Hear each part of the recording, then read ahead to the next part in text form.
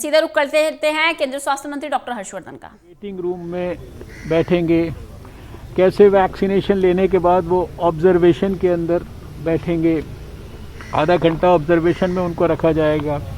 कैसे अगर कोई एडवर्स इवेंट होता है फॉलोइंग वैक्सीनेशन, उसको मैनेज करने के लिए क्या इमरजेंसी व्यवस्था है, क्या उसके लिए इमरजेंसी किट्स हैं, एड्रेनलिन दवाई है, उसको शिफ्ट करने के लिए, उसके लिए एक्सपर्ट्स के लिए ये जो व्यवस्थाएं हैं, ये सारी चीज़ों को आज, और जो फिर वैक्सीनेटर्स और उनके साथ जो उनके हेल्पर्स हैं उनको भी डिजिग्नेटेड काम दिया गया है। नंबर 1, नंबर 2, 3, 4 करके अलग अलग सबके काम हैं, वो भी हम लोगों ने यहाँ पे एसेस करने की कोशिश की है। और मुझे पूरा विश्वास है कि जब वैक्सीनेशन की प्रक्रिया शुरू होगी तो सारे देश में हम लोग ने पिछले समय में काफ़ी विस्तार से, यानी करीब 2000 से ज़्यादा तो मास्टर ट्रेनर्स को डेवलप किया है। मास्टर ट्रेनर्स के बाद सभी स्टेट्स और यूनियन टेरिटरीज़ के अंदर जो है ट्रेनिंग की है। डिस्ट्रिक्ट लेवल पर जो है ऑलमोस्ट सभी डिस्ट्रिक्ट्स में 700 से ऊपर डिस्ट्रिक्ट्स में 750 डिस्ट्रिक्ट्स में ट्रेनिंग्स वगैरह डिटेल में कंप्लीट हो चुकी हैं। ब्लॉक लेवल पर जो एक टीम है एक वैक्सीनेशन सेंटर की, जिस प्रकार से इलेक्शन की प्रक्रिया में हर एक जो इलेक्शन का बूथ होता है उसकी टीम को ट्रेन किया जाता है, उस प्रकार से इन सबको भी ट्रेन किया गया है। लगभग 150 पेजेस की डिटेल्ड गाइडलाइंस बनाई गई हैं, जिनको कि बहुत डिटेल में सर्कुलेट किया गया है, लोगों को ट्रेन किया गया है, उसके लिए मोटिवेट किया गया। और अब इस ड्राई रन के माध्यम से हम लोग स्टेप बाय स्टेप इस एक्सरसाइज के लिए सभी लोगों को अभ्यस्त कर रहे हैं। मुझे पूरा विश्वास है, क्योंकि देश को पुराना बहुत लंबा समय का अनुभव है।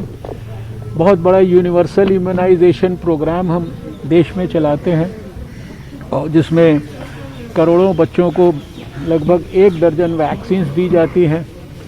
अभी पिछले समय में आप जानते हैं कि मीज़ल्स रूबेला का शायद दुनिया का सबसे बड़ा प्रोग्राम यह हम लोगों ने चलाया। पोलियो जैसी बीमारी जिसके 60% बच्चे केवल भारत में होते थे, उसके लिए भी लाखों पोलियो केंद्र बनाकर और वैक्सीन को -20 डिग्री पर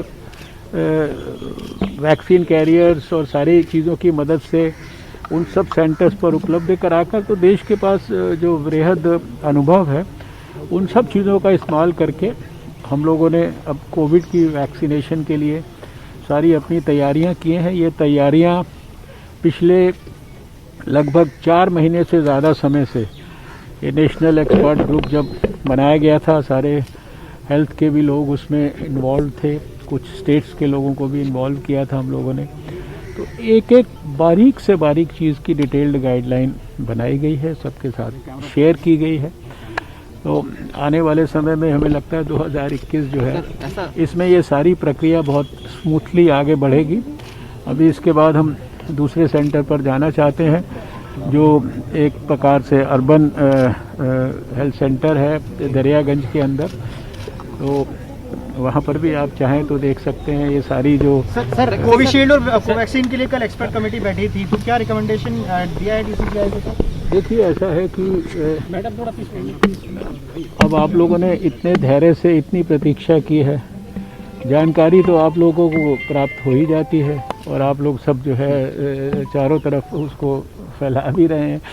अभी जो DGCI है वो जो भी उनकी रिकमेंडेशंस हैं उसके ऊपर विचार करके बहुत शीघ्र अपना निर्णय देगा, और वो सब निर्णय आपके साथ शेयर किया जाएगा। डीसीजीआई के पास पेंडिंग है।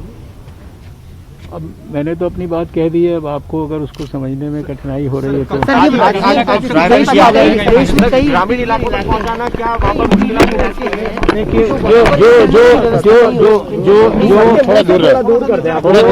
जो 119 डिस्ट्रिक्ट्स और 260 स्थानों पर जो आज ट्रायल हो रहा है, इसमें सब जो इंस्ट्रक्शंस भी दिए गए हैं देश को उसमें ग्रामीण इलाके, अर्बन सेटिंग्स, फिर जो difficult hard to reach areas हो सकते हैं, प्राइवेट सेटअप के एरियाज़ हो सकते हैं, क्योंकि हेल्थ वर्कर्स तो प्राइवेट सेक्टर के भी और दूसरे भी। तो ये सारी चीज़ों के लिए हर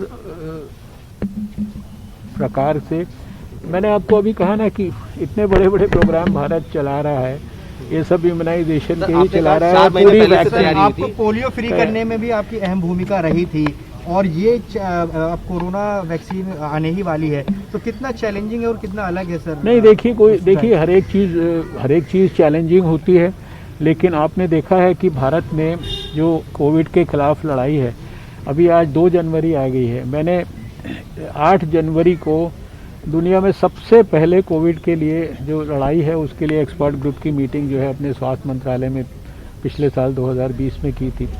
1 साल सारे देश ने मिलकर लड़ाई लड़ी है, होल ऑफ गवर्नमेंट अप्रोच से, होल ऑफ सोसाइटी अप्रोच से, सारी स्टेट गवर्नमेंट सब ने मिलकर लड़ाई लड़ी। तो आपने देखा कि 135 करोड़ के देश में भारत ने अभी लगभग 1 करोड़ से थोड़े ही ज़्यादा मरीज़ हुए हैं, उसमें से 98 और 99 लाख के बीच में तो ठीक होकर घर चले गए हैं। दुनिया का हाईएस्ट रिकवरी रेट 96% से ऊपर हमारा है। दुनिया का सबसे कम लगभग फैटेलिटी रेट 1.45% ये हमारा है। और जितने भी पैरामीटर्स हो सकते हैं, आज आप ही लोग टेस्ट कहते थे, फरवरी के, जनवरी, मार्च के महीने में, अप्रैल तक के महीने में भी आप लोग कहते रहते थे। आज सबसे ज़्यादा 10 से 15 लाख टेस्ट हम रोज़ भारत में कर रहे हैं। 2280 से ऊपर जो है लेबॉर्ट्रीज़ जो है, एक लेबॉर्ट्री से यात्रा शुरू की थी, सब कुछ आपके सामने हुआ है।